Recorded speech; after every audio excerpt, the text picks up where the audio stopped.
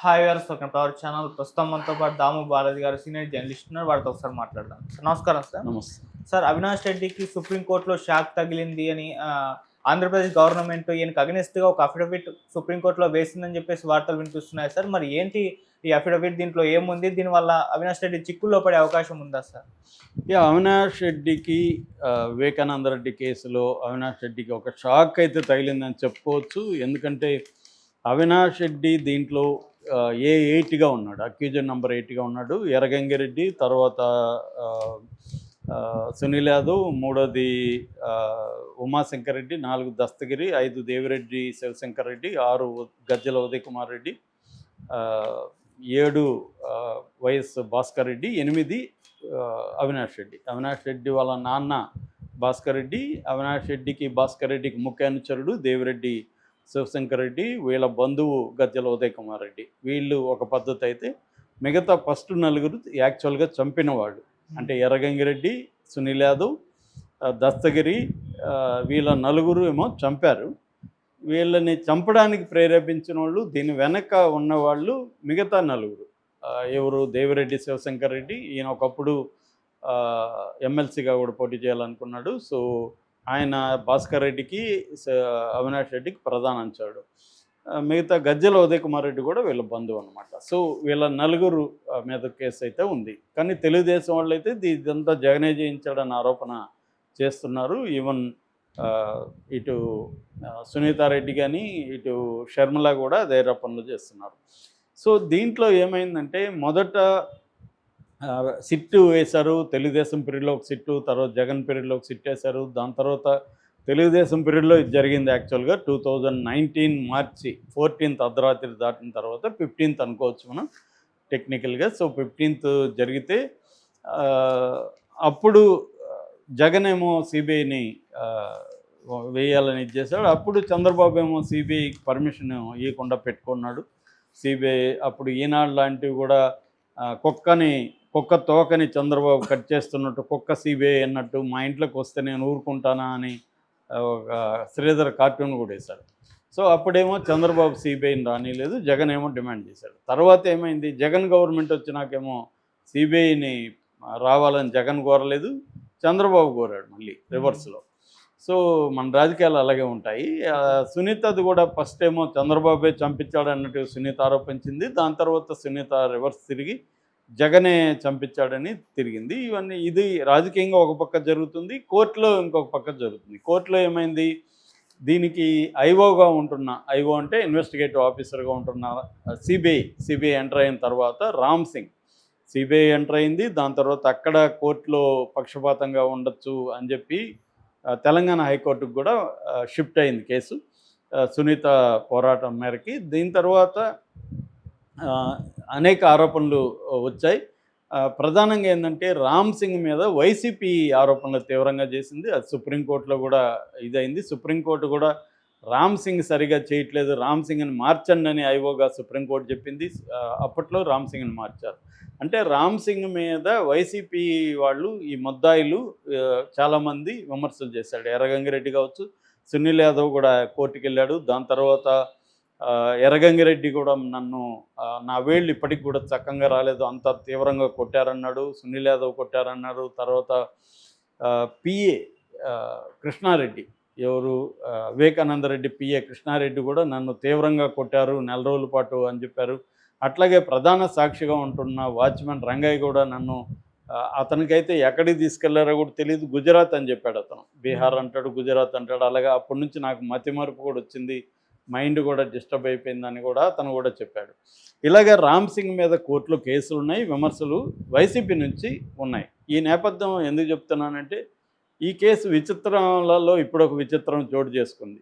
అంటే రామ్ సింగ్ తెలుగుదేశం తరపున వైసీపీని వేధించడానికి, అప్రూవల్గా మారడానికి కొట్టాడు అనేది రామ్ సింగ్ మీద వైసీపీ ఆరోపణ. ఇప్పుడు కొత్తగా వీళ్ళు తెలుగుదేశం అంటే ప్రభుత్వం ఒక సుప్రీంకోర్టులో ఒక అఫిడవిట్ వేసింది. ఆ అఫిడవిట్ ఏమేసిందంటే, అవినాష్ రెడ్డి రామ్ సింగ్తో కుమ్మక్కయి, రామ్ సింగ్తో అవినాష్ రెడ్డి కుమ్మక్కయి ఈ కేసును నీరుగార్చడానికి ట్రై చేశారు. సునీత నర్రెడ్డి రాజశేఖర రెడ్డి మీద కేసు పెట్టించారు రామ్ సింగ్తో కొమ్మక్కాయి అని రివర్స్లో. ఓకే. అంటే వాళ్ళేమో రామ్ సింగ్ తెలుగుదేశంతో కుమ్మక్కయ్యాడంటే ఇప్పుడు ఈ ప్రభుత్వం ఏమో రామ్ సింగ్ అవినాష్ రెడ్డితో కుమ్మక్కయి సునీత మీద నర్రెడ్డి రాజశేఖర రెడ్డి మీద కేసు పెట్టించారని సుప్రీంకోర్టులో పిటిషన్ వేశారు. ఎందుకు ఇప్పుడు సడన్గా సుప్రీంకోర్టులో వేశారు అనేది అందరికీ ఆశ్చర్యమే అవినాష్ రెడ్డి మీద. అంటే ఇక్కడ ఏంటంటే ఇది రకరకాల కోర్టులో జరుగుతుంది ఈ కేసు. ఒక పక్క కడప పులివెందుల కోర్టులలో రకరకాల కేసులు ఉన్నాయి, ఇక్కడ సిబిఐ కోర్టులో ఉంది, ఇక్కడ హైకోర్టులో ఉంది, మళ్ళీ సుప్రీంకోర్టుకి వెళ్ళింది. సుప్రీంకోర్టు 2023 జూన్ 30th అంతా మొత్తం తుది ఫైనల్ ఛార్జ్షీట్ వేసేసి ట్రయల్కి రావాలని చెప్పింది. 2 ఏళ్ళు అయిపోయింది, ఇప్పటికి కూడా ఫైనల్ ఛార్జ్షీట్ అనేది లేదు. 2 ఛార్జ్షీట్లు అయితే ఇప్పుడు కేసినట్టు చెప్తున్నారు. గత 15 నెలలుగా ఒకే ఒక అంశం మీద పోస్ట్పోన్మెంట్ జరుగుతుందని సునీత మొన్ననే హైకోర్టులో కేసేసింది. అదేంటంటే ప్రతివాదులు అంటే దీంట్లో నిందితులుగా ఉన్నవాళ్ళు సిబిఐ డాక్యుమెంట్స్ అడిగారు. అప్పుడు సిబిఐ వీళ్ళకి హార్డ్ డిస్క్ ఇచ్చింది. హార్డ్ డిస్క్ ఓపెన్ కాలేదు, మాకు ఫిజికల్ కాపీలు కావాలని వాళ్ళు అడిగారు. ఫిజికల్ కాపీలు లక్షల పేజీల్లో ఉన్నాయి, మేము ఇవ్వలేమో అని వీళ్ళు చెప్తున్నారు. ఇక్కడ స్టాగ్నేట్ అయింది కేసు అని, దీన్ని పరిష్కారం చేయండి అని ఆమె హార్డ్ డిస్క్ని ఏమన్నా రికవరీ చేయించండి, ఏదన్నా చేయించండి అని ఈమె అడిగింది.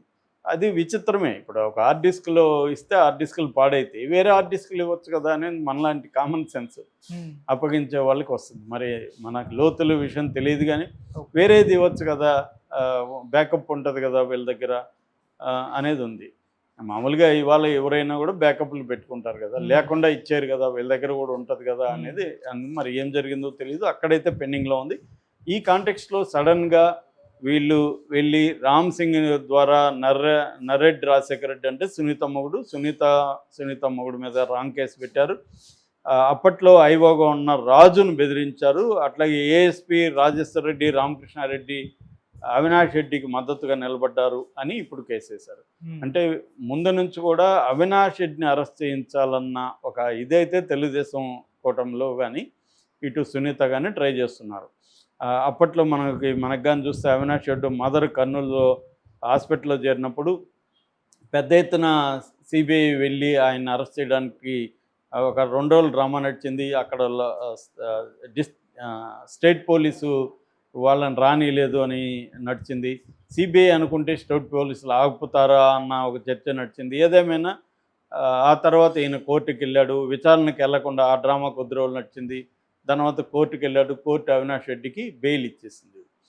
ఆ బెయిల్ క్యాన్సిల్ కోసం మళ్ళీ సిబిఐ తరఫున వీళ్ళు సునీత వెళ్ళింది, అది పెండింగ్లో ఉంది సుప్రీంకోర్టులో. అంటే నాకు తెలిసి సుప్రీంకోర్టులో పెండింగ్లో ఉన్న ఈ బెయిల్ని క్యాన్సిల్ చేయించి అవినాష్ రెడ్డిని జైలుకి పంపడానికి ఏపీ గవర్నమెంట్ ఈ అఫిడవిట్ వేసింది. అంటే ఇతను గతంలో కూడా రామ్ సింగ్తో కుమ్మక్కయ్యాడు సో అనేది ఒకటి. రెండవ ఆరోపణ ఏంటంటే ఇతను బయట ఉంటే ఆల్రెడీ సాక్షులు ఇప్పటికీ 6 మంది అనుమానాస్పద స్థితిలో మరణించారు కాబట్టి దాని మీద కూడా కేసులు వేశారు.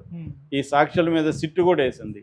అంటే ఇవన్నీ ఒక ప్లాన్ ప్రకారము అవినాష్ రెడ్డిని బెయిల్ క్యాన్సిల్ చేసి జైలుకు పంపించాలి అన్న ఒక ప్లాన్ అయితే కనిపిస్తుంది. అంటే ముందు నుంచి కూడా ఈ కేసు లాజికల్ ఎండ్కి పోవాలని ఏ పొలిటికల్ పార్టీ కూడా కోరుకోవట్లేదు. అంటే ఈ కేసు తీరిపోవాలని ఎవరు అనుకోవట్లేదు. ఈ కేసు రాజకీయంగా మనకు ఉపయోగపడాలి, ప్రత్యర్థుల్ని ఇబ్బందులు పెట్టాలి అనేది తెలుగుదేశం అయినా వైసీపీ అయినా ప్లానింగ్. ఇప్పుడు తెలుగుదేశం దీన్ని ఉపయోగించుకొని అవినాష్ రెడ్డిని అరెస్ట్ చేయించడానికి ఒక ప్లాన్ వేస్తున్నట్టుగా మనకు కనబడుతుంది. దీన్ని త్వరగా ట్రయల్కి తీసుకెళ్లాలనే ప్లాన్ కంటే కూడా దీన్ని ఉపయోగించుకొని అవినాష్ రెడ్డిని మీద కేసులు పెట్టాలి. దీనికి ఏమేమి చేస్తున్నారు? దస్తగిరి నాకు వైసీపీ నుంచి ప్రాణభయం ఉంది, అవినాష్ రెడ్డి నుంచి ప్రాణభయం ఉంది అని చెప్తున్నాడు. మరోవైపు సాక్షులకి ఆల్రెడీ మిస్టీరియస్గా చనిపోయారని సిట్ వేశారు. సిట్టు నాకు తెలిసి ఏమిస్తుంది, దీనికి అవినాష్ రెడ్డి కారణమనో లేకపోతే జగన్ కారణమని ఇవ్వబోతుంది. దాని తర్వాత ఇప్పుడు సునీల్ యాదవ్ని అక్యూజన్ నెంబర్ 2గా ఉన్న అతన్ని బయటికి తీసుకొచ్చి అతన్ని అప్రూవర్గా మార్చే కార్యక్రమం కనిపిస్తుంది. సో ఇలాగా ఈ లేటెస్ట్గా ఏమో కోర్టులో సుప్రీంకోర్టులో అఫిడవిట్. అంటే తెలుగుదేశం కూటమి సునీత, దస్తగిరి, సునీల్ యాదవ్ వీళ్ళందరూ కలిసి అవినాష్ రెడ్డిని జైలుకు పంపించే స్కీము